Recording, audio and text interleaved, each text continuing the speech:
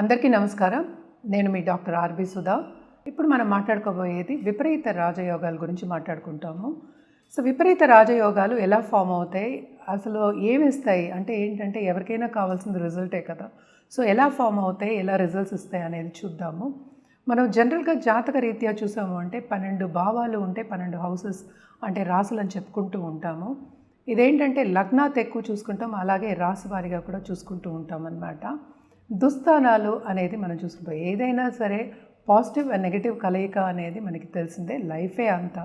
అలాగే జాతకం కూడా అలాగే ఉందన్నమాట. అంటే ఏంటంటే చదువుకున్న వాళ్ళకి అంటే జాతక అస్ట్రాలజర్స్కి వాళ్ళకి తెలుస్తుంది. ఇది మీకు తెలియడానికి కోసం మనం చెప్తున్నాం. దుస్థానాలు అనేది 6th అంటే 6వ ఇల్లు, 8th 8వ ఇల్లు, అలాగే ఏంటంటే మనం ఎక్కువ 12వ ఇల్లు చెప్పుకుంటాం, 12th హౌస్ చెప్పుకుంటాం. అంటే 6వ ఇంటికి ఏంటంటే ఎక్కువ ఎనిమీస్ అలాగే లోన్స్ అని చెప్పుకుంటూ ఉంటాం అన్నమాట. అలాగే సర్వీస్ కూడా ఉంది, అంటే పాజిటివ్లోనే నెగిటివ్, నెగిటివ్లోనే పాజిటివ్ చూసుకుంటాం.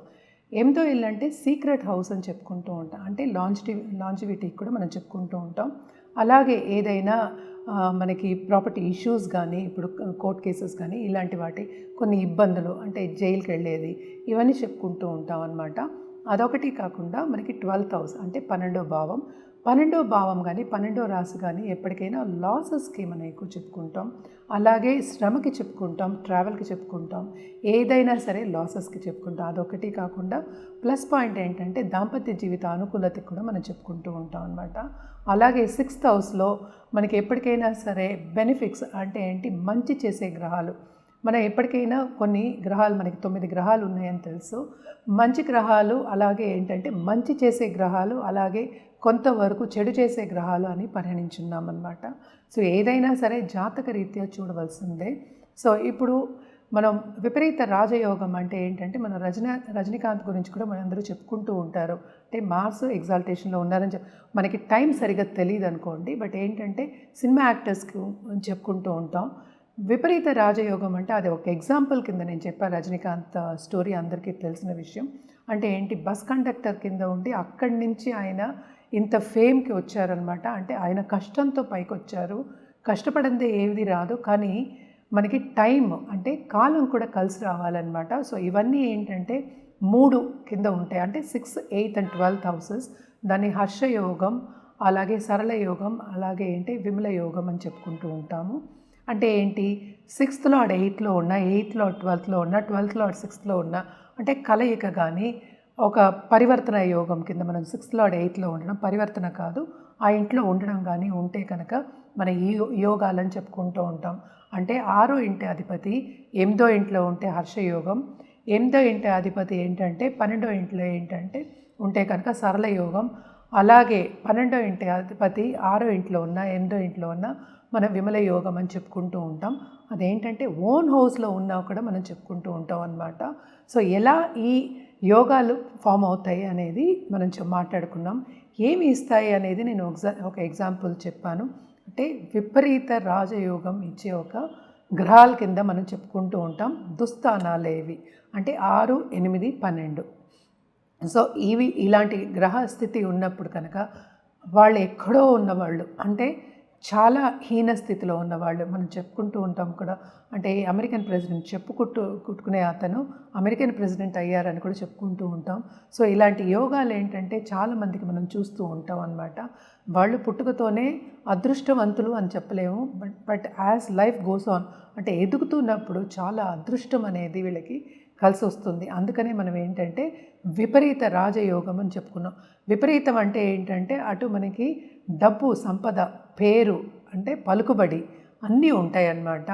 అంటే ఏంటి, ఏదో ఒక కాలం వాళ్ళకి కలిసి వచ్చినప్పుడు, నేను ఇందాక నుంచి చెప్తున్నా కాలం కలిసి రావాలి అంటే ఏంటి, కాలం కలిసి రావాలి అంటే ఏంటంటే ఆ దశా విశేషాలు, అంటే 6th లార్డ్ దశ కానీ, లేకపోతే లగ్నాధిపతితో కూడిన సబ్దశ రావడం కానీ, మంచి దశతో కూడిన ఈ దశలు రావడం కానీ వస్తే కనుక తప్పక ఏంటంటే విపరీత రాజయోగం అని చెప్పొచ్చు. అలాగే ఏంటంటే కొన్ని నీచభంగ రాజయోగాలు కూడా మనం చెప్పుకుంటూ ఉంటాం.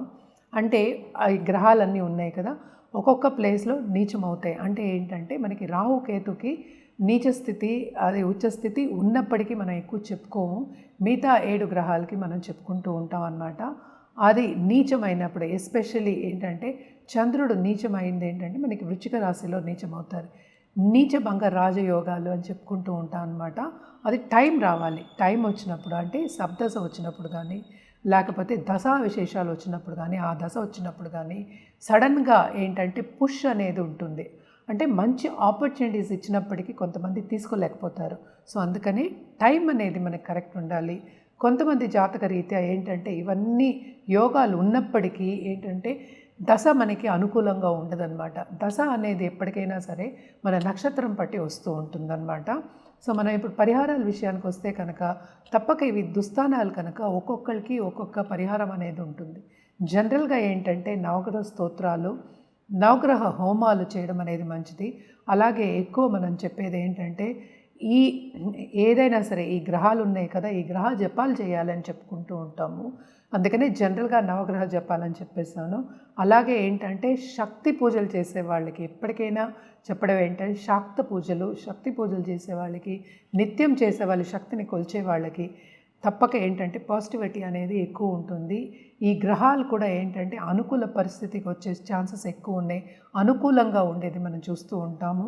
అండ్ మోస్ట్ ఇంపార్టెంట్ ఏంటంటే ఎప్పటికైనా సరే మనకి గోవు పూజలు చేయడం కానీ, గోవుని ఆరాధించడం కానీ చేస్తే కనుక తప్పక ఏంటంటే ఈ గ్రహాలన్నీ కొంతవరకు శాంతిస్తే కనుక తప్పక మనకి పాజిటివిటీ అనేది పెరుగుతుంది. నాట్ ఓన్లీ పాజిటివిటీ వచ్చినప్పటికీ కాలం కలిసి వస్తుంది. మనకి పూర్వీక ఆశీస్సులు కూడా ఉంటాయి కనుక ముందుకెళ్ళడం అనేది ఈజీ అవుతుందన్నమాట. సో మనం ఇప్పుడు రాశివారీగా మాట్లాడుకుందాం. ఇప్పుడు మనం మాట్లాడుకోబోయేది తులారాశి వాళ్ళ గురించి. వీళ్ళకి విపరీత రాజయోగం ఎలా ఫామ్ అవుతుందో చూద్దాము. 6th లార్డ్ ఏమో వీళ్ళకి జూపిటర్ అయ్యారు. అలాగే ఏంటంటే 8th లార్డ్ ఏమో మనకేమో శుక్రుడు అయ్యారు. అంటే ఏంటి, ఈ రాశికి అధిపతి కూడా శుక్రుడు అయ్యారు అనమాట. సో 12వ ఇంటి అధిపతి ఏమో మనకి తెలుసు ఇప్పుడు బుధుడయ్యాడు. సో ఈ రాశి వాళ్ళు అంటే ఈ రాశి వాళ్ళకి ఈ గ్రహాలు అంటే జూపిటరు, అలాగే శుక్రుడు, అలాగే ఏంటంటే మనకి బుధుడు ఏంటంటే విపరీత రాజయోగం ఇచ్చే ఒక గ్రహాల కింద మనం పరిగణించవచ్చు. మనం మాట్లాడుకునేది విపరీత రాజయోగం గురించే, దుస్థానాల గురించి అంటే 6, 8, 12. సో ఈ రాశికి అధిపతి కూడా వీనసే అయ్యారనమాట. సో ఫస్ట్ జూపిటర్ గురించి చెప్పాలి అంటే జూపిటర్ 12వ ఇంట్లో ఉంటే అంటే ఏంటంటే బుధుడి ఇంట్లో ఉంటే, అలాగే కన్యలో ఉంటే కనుక తప్పక ఏంటంటే విపరీత రాజయోగం అని పరిగణించవచ్చు అనమాట. అదొకటి కాకుండా 8th లార్డ్ 8th హౌస్లో ఉన్న అంటే ఈ రాశికి అధిపతి మనకి మనం చెప్పుకున్నాము, మనం వీనస్ అని చెప్పుకున్నాం, శుక్రుడు అని చెప్పుకున్నాము. సో 8th లార్డ్ 12వ ఇంట్లో ఉన్న అంటే ఏంటి, సపోజ్ శుక్రుడేమో 12వ ఇంట్లో ఉంటే అంటే ఏంటి, బుధుడి ఇంట్లో ఉంటే కనుక సో తప్పక వీళ్ళకి కూడా విపరీత రాజయోగం ఉంటుందని పరిగణించవచ్చు అనమాట. కానీ ఫారిన్లో సెటిల్ అయ్యే ఛాన్సెస్ ఎక్కువ ఉంటాయి, అక్కడ గ్రో అయ్యే ఛాన్సెస్ ఎక్కువ కనిపిస్తున్నాయి అన్నమాట. అండ్ ఆల్సో ఏంటంటే ఎంతవరకు ఎంత మోతాదులో ఉందో విపరీత రాజయోగం జాతక రీత్యానే మనం పరిగణించవచ్చు అనమాట. అండ్ ఆల్సో మనం చూసాము అంటే 8th లార్డ్ అయ్యారు, మనకి 6th లార్డ్ అయ్యారు, అలాగే 12th లార్డ్. సో వీళ్ళ కలయిక ఉన్నా కూడా అంటే ఏదో ఒక దుస్థానాల్లో కొంతవరకు కలయిక ఉన్నా లేకపోతే ఎక్స్చేంజ్ ఉన్నా కూడా విపరీత రాజయోగం కింద పరిగణించాలి. ఏదైనా సరే తప్పక వీళ్ళకి ఏంటంటే ఆ టైం అనేది రావాలి. టైం రావాలి అంటే దశా విశేషాలు కూడా మనం చూసుకోవాలన్నమాట. ఏదైనప్పటికీను దుస్థానాలు కనుక మనం ఎప్పుడు మాట్లాడుకున్నట్టే కొంతవరకు ఇబ్బంది పడినప్పటికీను తప్పక సక్సెస్ అనేది లైఫ్లో సాధిస్తారు, వాళ్ళు అనుకున్న గోల్స్ సాధిస్తారు, అండ్ ఆల్సో సంపద కూడా సాధిస్తారు అనమాట. సో తప్పక విపరీత రాజయోగం ఉందా లేదా అనేది ఫస్ట్ నిర్ధారించుకోవాలి. ఎంత మోతాదులో ఉందో జాతక రీత్యా నిర్ధారించుకోవాలన్నమాట. అదొకటి కాకుండాను ఈ రాశికి పరిహారాలు చేయాలి అంటే కనుక తప్పక బుధుడికి చేయడం అనేది వెరీ వెరీ ఇంపార్టెంట్. అలాగే జూపిటర్కి, ఎందుకంటే ధనకారకుడు జూపిటర్, అలాగే 12th లార్డ్ కూడా అయ్యారు, 9th లార్డ్ కూడా అయ్యారనమాట ఈ రాశి వాళ్ళకి. సో తప్పక ఏంటంటే వీళ్ళిద్దరికీ చేయడం అనేది మంచిది, జపం చేయడం మంచిది. అదొకటి కాకుండా శుక్రవారం తప్పక ఏంటంటే దుర్గాదేవికి కానీ లేకపోతే అమ్మవారికి కానీ పూజించడం ఎక్స్ట్రీమ్లీ ఇంపార్టెంట్. సో ఇవన్నీ చేసుకుంటూ ఉంటే ఇంకా బాగుంటుంది, ఎందుకంటే మనం పాజిటివ్గా చెప్తున్నాం, పాజిటివ్గా ఉండడం అనేది ఎప్పటికీ మంచిదే.